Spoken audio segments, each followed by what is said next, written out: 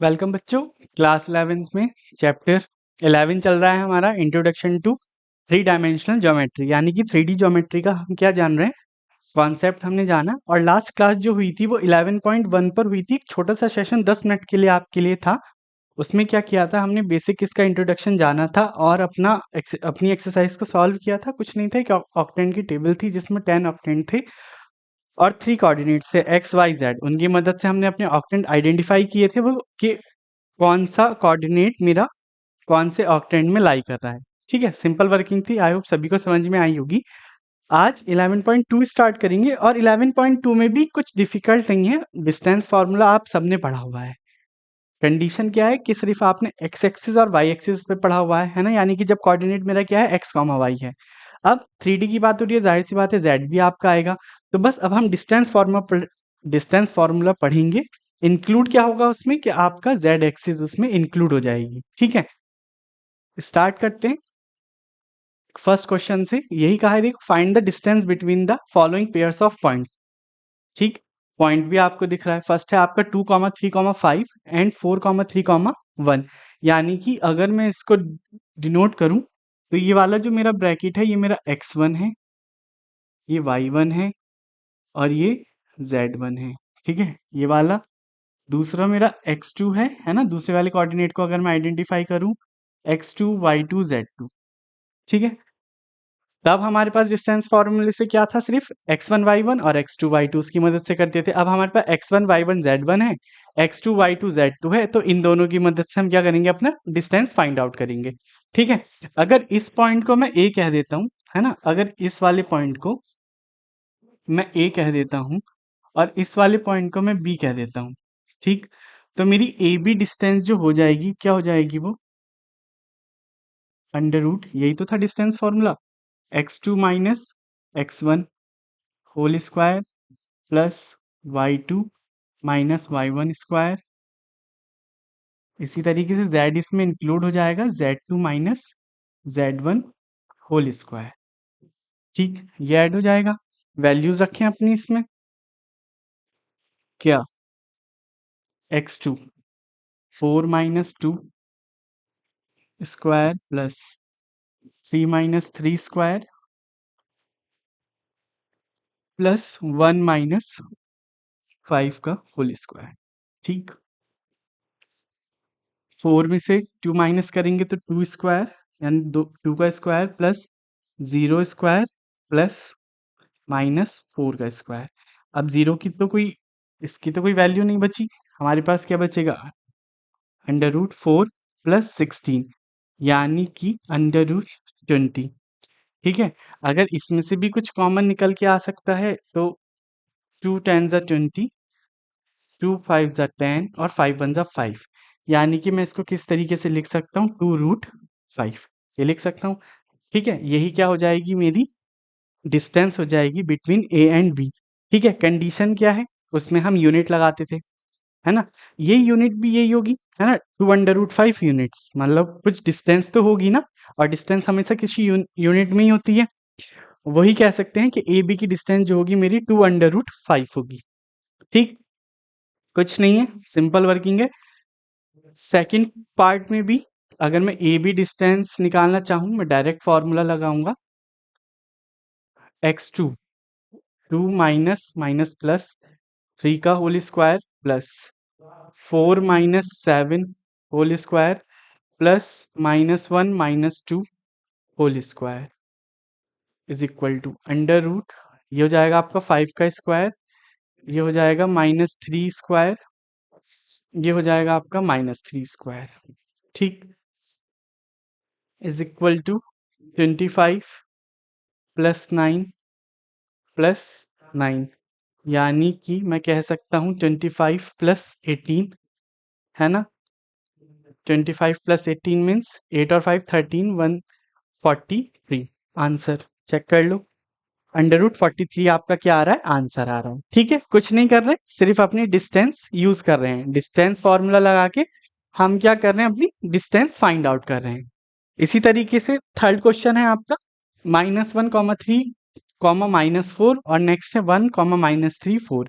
अगर मैं इसकी डिस्टेंस निकालना चाहूँ, इस पॉइंट को ए मान लूँ, बी मान लूँ, तो x2 माइनस x1 यानी 1 minus minus plus whole square plus y2 minus y1 का whole square plus z2 minus z1 का होल स्क्वायर, ठीक, इज इक्वल टू, ये हो जाएगा आपका 2 का स्क्वायर,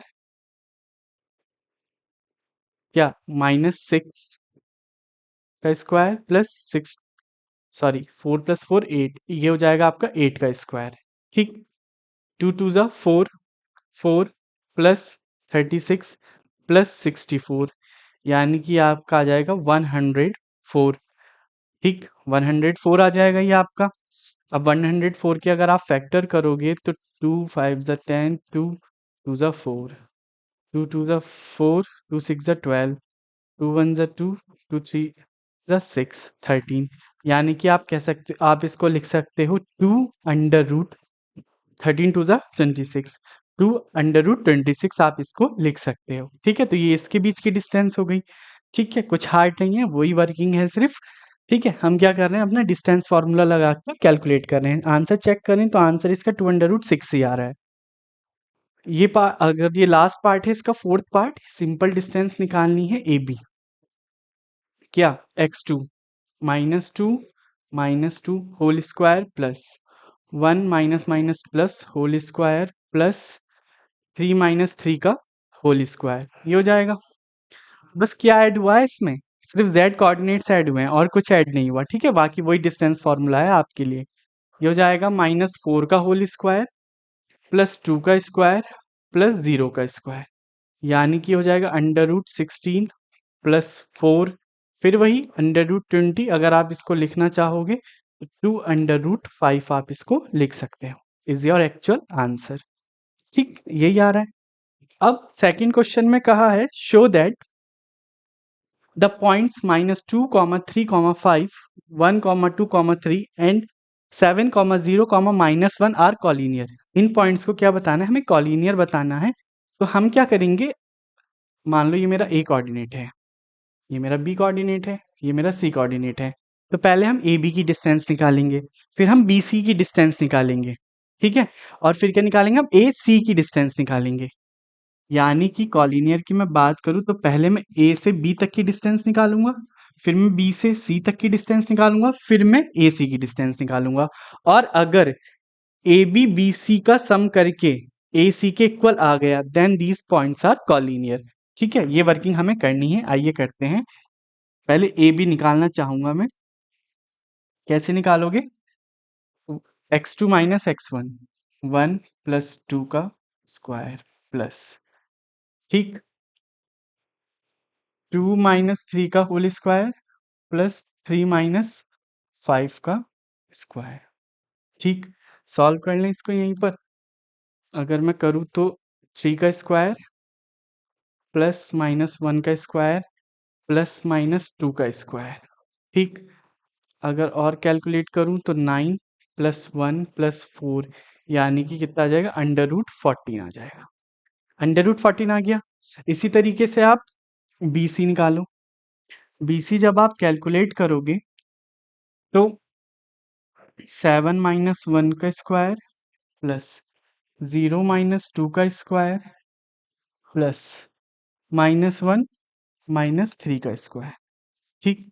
सॉल्व करो इसको तो 7 माइनस 1 यानी 6 का स्क्वायर प्लस -2 का स्क्वायर प्लस -4 का स्क्वायर, 36 प्लस 4 प्लस 16, ठीक। अगर मैं इसको कैलकुलेट करता हूँ तो ये आपका आएगा 20, 20 और 36 56, ठीक है, अंडर रूट 56 आ जाएगा, अंडर रूट 56। अब 56 के अगर मैं फैक्टर की बात करूं तो 2 2 ज़ा 4, 2 8 ज़ा 16, 2 1 ज़ा 2, 2 4 ज़ा 2 7 ज़ा और 7 1 ज़ा, यानी कि 2 अंडर रूट 14 आप इसको लिख सकते हो, क्या लिख सकते हो, 2 अंडर रूट 14 आप इसको लिख सकते हो, ठीक है। अंडर रूट 56 को आप क्या लिख सकते हो, 2 अंडर रूट 14 आप लिख सकते हो, ठीक।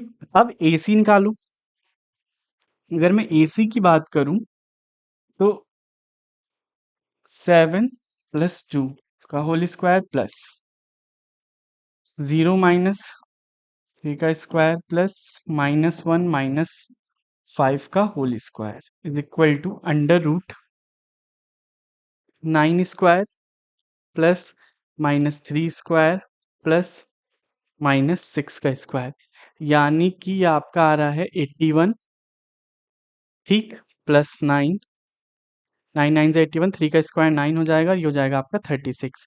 अब देखो 81 और 9 90 हो गया, ये हो गया आपका 36, यानी कि ये हो जाएगा आपका 126 अंडर रूट 126। अब 126 के फैक्टर करो तो 63, 3 2 ज़ा 6, 3 1 ज़ा 3, 3 7 ज़ा 21, 7 1 ज़ा 7, यानी कि 3 बाहर आ जाएगा, 3 अंडर रूट 14, 3 अंडर रूट 14 आप इसको लिख सकते हो।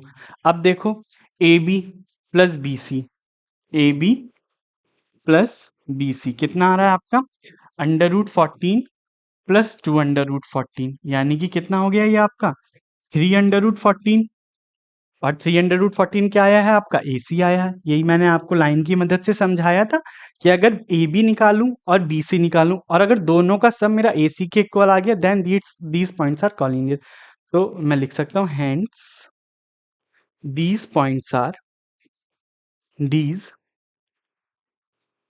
points are कॉलिनियर, ठीक। यही हमें क्या करना था, प्रूव करना था। सबसे एंड में जब भी प्रूफ वाले क्वेश्चन आते हैं तो आपको हैंस प्रूफ लगाना कंपलसरी है, ठीक, क्योंकि मैथ्स एक ऐसा सब्जेक्ट है जिसमें बहुत ही सिस्टमेटिक मार्किंग होती है आपकी। अब देखो वेरीफाई द फॉलोइंग, ये 3 वर्टिसेस दिए गए हैं, प्रूफ करना है कि ये बताओ ये सिर्फ आइसोसेलेस के वर्टिसेस हैं, ठीक है। वही वर्किंग है, आइसोसेलेस की प्रॉपर्टी सबको पता होनी चाहिए क्या। आइसोसेलेस ट्रायंगल कौन से होते हैं, जो इनकी दो साइडें इक्वल होती हैं, जिन ट्रायंगल्स की दो साइड इक्वल होती हैं वो आइसोसेलेस होते हैं। अगर मैं इसको ए मान लेता हूँ, इसको बी मान लेता हूँ और इसको सी मान लेता हूँ, और ए बी की अगर मैं बात करूं तो 1 - 0 का स्क्वायर प्लस 6 - 7 का स्क्वायर प्लस -6 + 10 का स्क्वायर, ठीक, यानी कि अंडर रूट 1 का स्क्वायर प्लस -1 का स्क्वायर प्लस 4 का स्क्वायर, यानी कि ये मेरा हो जाएगा 1 + 1 + 16, यानी कि 18, ठीक, अंडर रूट 18 आ गया। 18 का अगर आप फैक्टर करते हो 2 9 ज़ा 18, 3 3 ज़ा, यानी कि 3√2 आप इसको लिख सकते हो, क्या लिख सकते हो 3√2 आप क्या कर सकते हो इसको लिख सकते हो। लिख लिया आप सबने, चलो अब बी सी निकालो, अंडर रूट सी क्या है आपका 4 - 1 है ना, प्लस 9 - 6 का स्क्वायर प्लस -6 + 6 का स्क्वायर, चलो ये 0 हो जाएगा, तो ये आपका बचेगा 3 का स्क्वायर प्लस 3 का स्क्वायर, यानी कि अंडर रूट 18 3 अंडर रूट 2। यहाँ से ही पता चल रहा है हमें कि ए बी बी सी के इक्वल है, यानी कि ये आइसोसेलेस ट्रायंगल। लेकिन एक बार और कर लेते हैं, ठीक है, ए सी निकाल के देख लो। ए सी जब आप निकालोगे तो x2 4 - 0 का स्क्वायर प्लस 9 - 7 का स्क्वायर प्लस -6 + 10 का स्क्वायर, ठीक। अगर मैं इसको करना चाहूँ तो ये आ जाएगा 4 का स्क्वायर प्लस 2 का स्क्वायर प्लस 4 का स्क्वायर, यानी कि 16 + 4 + 16, यानी कि आ जाएगा आपका 36, 36 आ जाएगा, यानी कि आप इसको क्या बोल सकते हो 6 भी बोल सकते हो, ठीक है। 32 4 36, यानी कि ये 6 आ गया। तो अगर मैं अब देखूं तो मेरा ए बी बी सी के तो इक्वल है, बट ए सी के इक्वल नहीं है। लेकिन हमें तो पता है आइसोसेलेस की प्रॉपर्टी क्या होती है कि अब दो साइड इक्वल होनी चाहिए उस ट्रायंगल की, दो साइड इक्वल हैं, hence these points are vertices of isosceles triangle. ठीक, हेंस प्रूव्ड। ठीक है, वेरीफाई हमने कर दिया, कोई इश्यू नहीं हुआ। अब इसी तरीके से ये राइट एंगल ट्रायंगल के वर्टिसेस हैं। राइट एंगल ट्रायंगल मतलब अगर राइट एंगल ट्रायंगल में तो हमें पता है पीजीटी लगती है, यानी कि दो साइडों का सम तीसरी के इक्वल आना चाहिए, दो साइडों के स्क्वायर का सम तीसरी साइड के स्क्वायर के इक्वल होना चाहिए। तो ए बी सी, पहले ए बी निकालो। ठीक, अच्छा ए बी से अच्छा डायरेक्ट ए बी स्क्वायर निकाल दो तो अंडर रूट पहली हट जाएगा ना पहली। ए बी स्क्वायर निकाल लो डायरेक्ट, तो अंडर रूट हटा दो, x2 माइनस x1 का square plus y2 minus y1 का square plus z2 minus z1 का स्क्वायर, यानी कि -1 का स्क्वायर प्लस -1 का स्क्वायर प्लस -4 का स्क्वायर। ओवरऑल मैं कह सकता हूँ ये मेरा 18 आएगा। 16, 1 + 1 18। अब बी सी स्क्वायर निकालूं तो -4 + 1 स्क्वायर प्लस 9 - 6 का स्क्वायर प्लस 6 - 6 का स्क्वायर। वर्किंग तो सभी को समझ में आ रही होगी ना, सिंपल वर्किंग चल रही है हमारी। -3 का स्क्वायर प्लस 3 का स्क्वायर, ये 0 हो गया आपका, यानी कि 9 + 9 क्या आ गया आपका, ये भी 18 आ गया। चलो अच्छी बात है। अब ए सी निकाल लो, ए C square.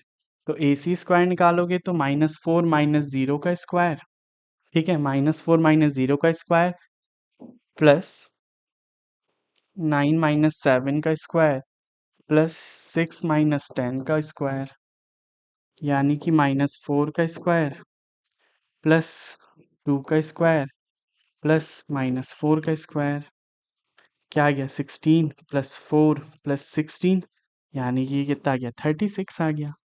Right angle triangle की प्रॉपर्टी पीजीटी से हमें पता है क्या, hypotenuse square is equal to perpendicular square plus base square, X Y Z कुछ भी मान लो, यानी कि मेरे को तो दो साइडें चाहिए, है ना। मैं कह सकता हूँ A B square plus B C square is equal to A C square आना चाहिए।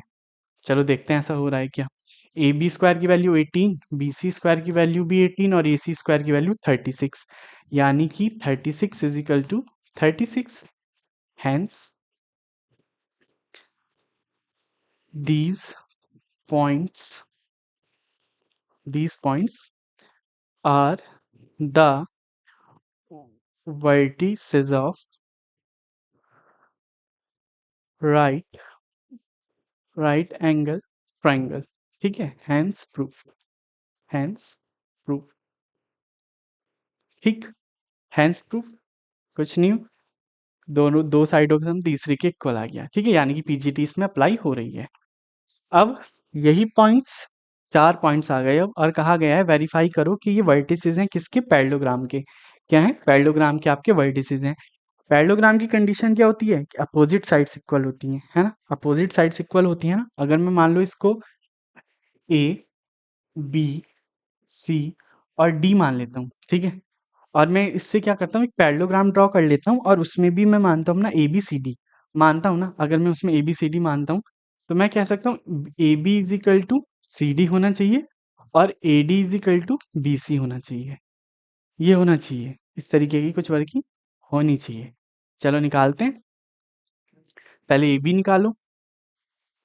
ए बी अंडर रूट 1 + 1 का स्क्वायर प्लस -2 का स्क्वायर प्लस 5 - 1 का स्क्वायर। ठीक, 2 का स्क्वायर प्लस -4 का स्क्वायर प्लस 4 का स्क्वायर,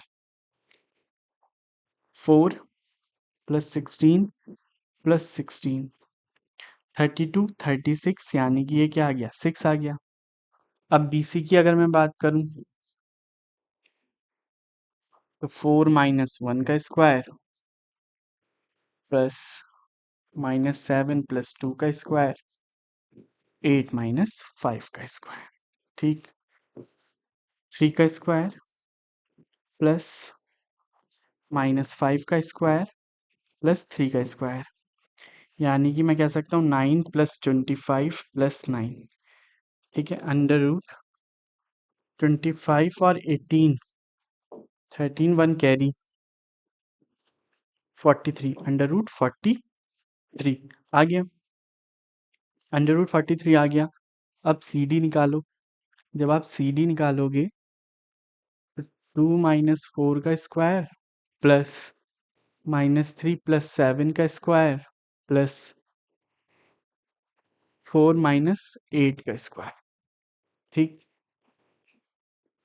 2 का स्क्वायर प्लस 4 का स्क्वायर प्लस 4 का स्क्वायर, यानी कि 4 + 16 + 16 32 36, यानी कि 6 आ गया। ठीक, अब देखो A B is equal to C D तो आ गया ना, पता चल रहा है ना इससे, ये इसके इक्वल हो रहा है। अब किसी तरीके से बी सी ए डी के इक्वल और आ जाए। अब आप ए डी निकालो। ए डी कैसे 2 + 1 का स्क्वायर प्लस -3 - 2 का स्क्वायर प्लस 4 - 1 का स्क्वायर, यानी कि 3 का स्क्वायर प्लस -5 का स्क्वायर प्लस 3 का स्क्वायर, 9 + 25 + 9, ठीक, यानी कि अंडर रूट 43। तो यहाँ से हमें पता चल रहा है कि मेरा ए डी किसके इक्वल आ गया, बी सी के इक्वल आ गया। और यही पैरेललोग्राम की प्रॉपर्टी कहती है कि अपोजिट साइड्स क्या होनी चाहिए, इक्वल होनी चाहिए, यानी hence we can say that these points are the vertices of a parallelogram. Question complete, इतनी लाइन आप लिख लेंगे, hence these are the vertices of a parallelogram, hence prove. 11.2 का फोर्थ क्वेश्चन है हमारा, find the equation of the set of points which are equidistance from the points 1, 2, 3 and 3, 2, -1, ठीक है, यानी कि हमें वो इक्वेशन फाइंड करनी है जो इन दोनों पॉइंट्स से इक्विडिस्टेंट है। यानी कि मैं कह सकता हूं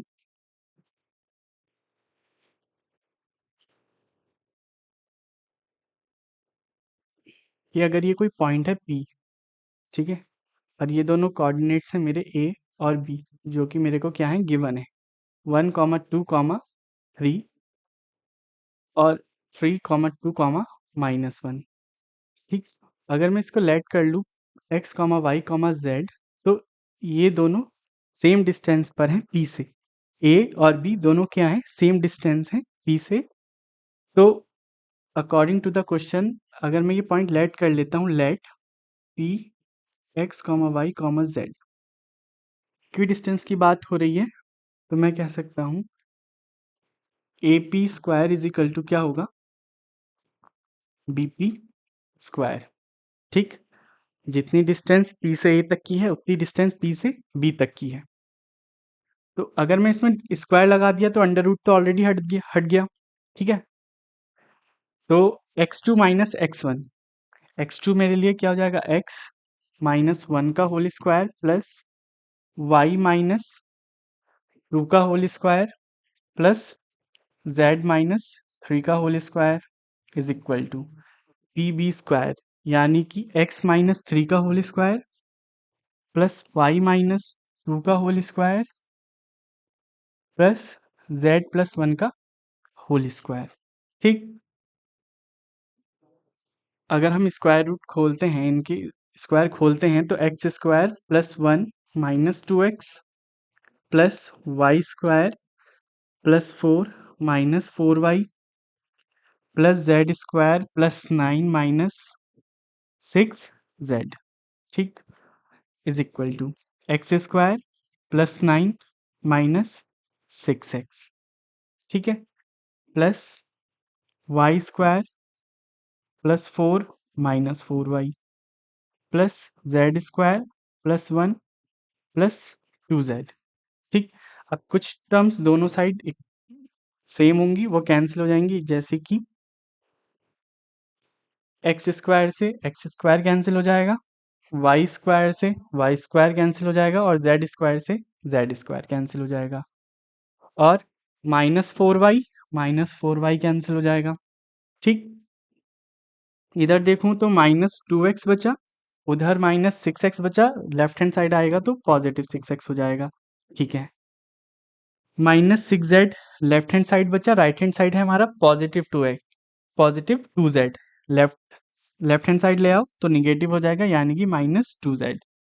अब कांस्टेंट टर्म है 1, 4 और 9, यानी कि 9 और 4 13 और 1 14, +14। राइट हैंड साइड देखूं तो 9 + 4 + 1, लेफ्ट हैंड साइड आके निगेटिव हो जाएगी, is equal to 0। Right hand side मेरी क्या होगी, पूरी 0 हो गई। 14 से 14 कैंसिल, यहाँ पर बचेगा आपका 4x -2 + 6, यानी कि +4। -6 -2 -8 z is equal to 0। 4 common ले लेता हूँ तो x - 2z is equal to 0, और x - 2z is equal to 0। ये 4 कहाँ चला गया, राइट हैंड साइड में 0 के अपॉन में चला गया, यानी कि 0 हो गया। तो जो रिक्वायर्ड इक्वेशन ऑफ लाइन आई है वो आपकी आई है x - 2z is equal to 0। ठीक, क्वेश्चन नंबर 4 हमारा कंप्लीट हो गया। Question number 5, find the equation of the set of points P, the sum of whose distances from A 4, 0, 0 and B -4, 0, 0 is equal to 10। यानी कि अब उस set of points की equation बतानी है जब इन दोनों पॉइंट का सम, है ना, एक P पॉइंट से क्या आ रहा हो, 10 आ रहा हो। यानी कि P कोई पॉइंट है x, y, z, तो AP plus BP is equal to कितना आना चाहिए, 10 आना चाहिए, अकॉर्डिंग टू द क्वेश्चन। ठीक है, तो AP स्क्वायर रूट में चलेगा। AP अगर आप निकालोगे तो x - 4 का whole square plus y square, क्योंकि 0 है, z स्क्वायर सेम रहेगा, is equal to, sorry, plus BP। BP क्या हो जाएगा, x + 4 का square plus y square plus z square. ठीक है, क्योंकि B में y और z क्या है, हमारे 0 हैं। ठीक, इज इक्वल टू 10। अगर मैं अब ऑन स्क्वायरिंग करता हूँ, ऑन स्क्वायरिंग, तो ये मेरा हो जाएगा x - 4 का square plus y square plus z square plus x। अभी स्क्वायर ना करके आप एक काम करो, अंडर रूट x - 4 का square plus y square plus z square is equal to 10 minus ये वाला अंडर रूट आप राइट हैंड साइड ले जाओ, तो 10 माइनस अंडर रूट x + 4 का square plus y square plus z square हो जाएगा। ठीक, अब ऑन स्क्वायरिंग करो, ऑन स्क्वायरिंग।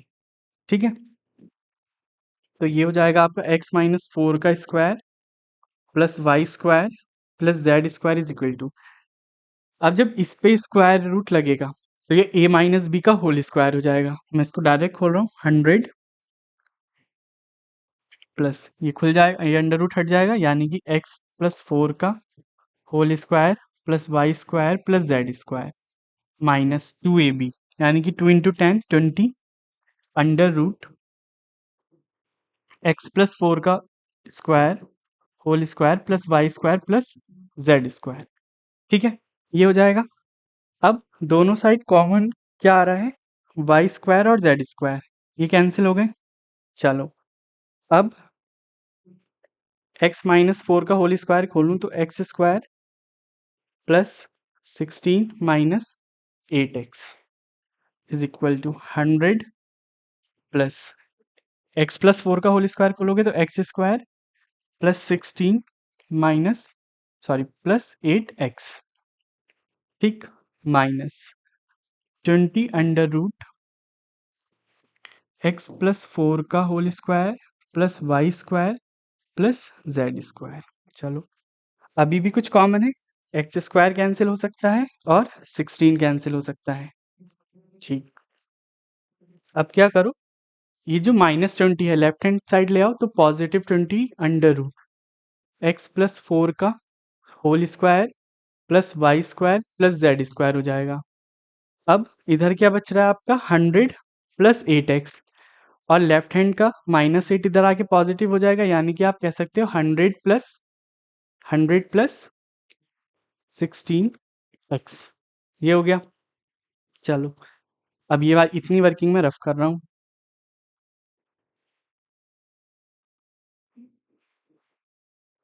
अब दोबारा से अगर मैं ऑन स्क्वायरिंग करता हूँ, क्योंकि कभी भी अंडर रूट वाला विदाउट स्क्वायर सॉल्व होने में बड़ी प्रॉब्लम करता है, ठीक है। तो स्क्वायर करके अंडर रूट हट जाता है तो ईजी हो जाता है थोड़ा सा। 20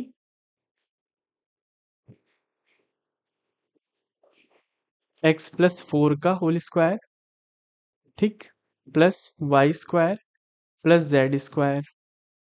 ये क्या बन जाएगा आपका 100 + 16x का होल स्क्वायर। चलो, 20 x² + 16 + 8x +y² +z², ठीक, इज इक्वल टू, ये हो जाएगा आपका, ठीक है, 10,000 + 16। अगर मैं 16 से करता हूँ,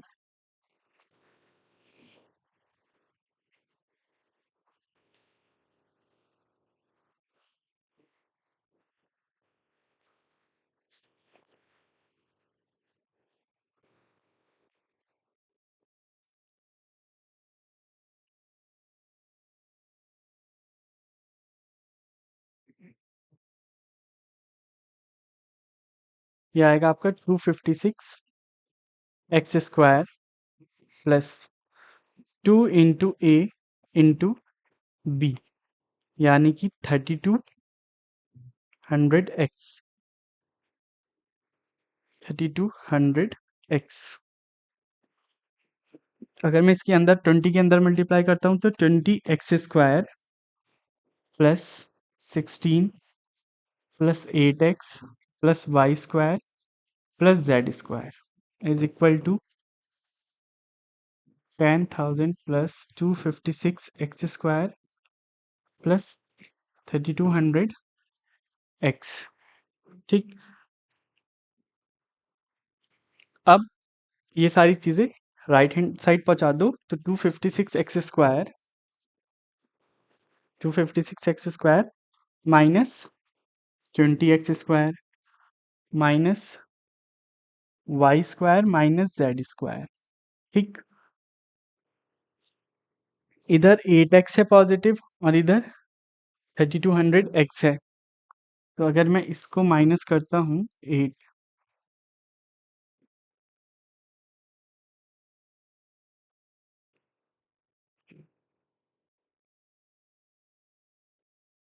positive 3192x।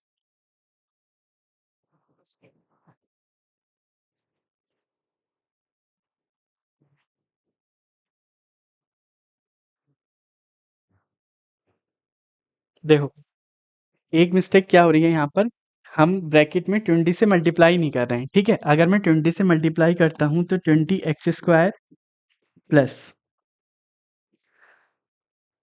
320 plus 160x plus 20y² plus 20z², ठीक है, इज इक्वल टू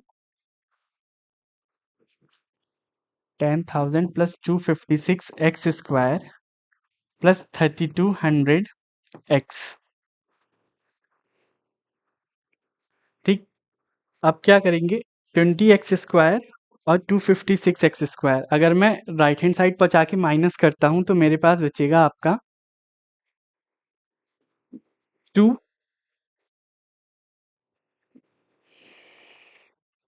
256 20, यानी कि 236x², ठीक है, माइनस 20y² माइनस 20z², ठीक है। राइट हैंड साइड पे ले गए हम इसको, ठीक।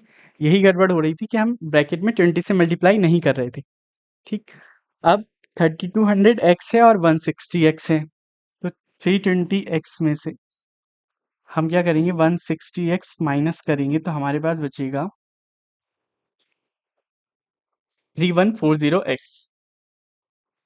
3140 एक्स, ठीक है, पॉजिटिव में ही बचना है। अब 10,000 में से 320 सब्ट्रैक्ट,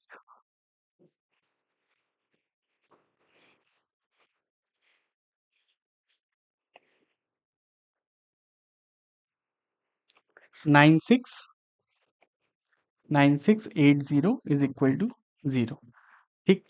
अब इसमें से कुछ कॉमन होता चला जाएगा, है ना, जब हम इसको कॉमन करेंगे, ठीक है, फिर वो ज़ीरो, जो भी कॉमन आता जाएगा वो ज़ीरो से डिवाइड होता चला जाएगा, यानी कि राइट हैंड साइड में हमारा क्या बनेगा, ज़ीरो ही बनेगा। तो जो आपका एक्चुअल आंसर आएगा वो आएगा 9x² plus 25y² plus 25z² 256 is equal to 0, ठीक।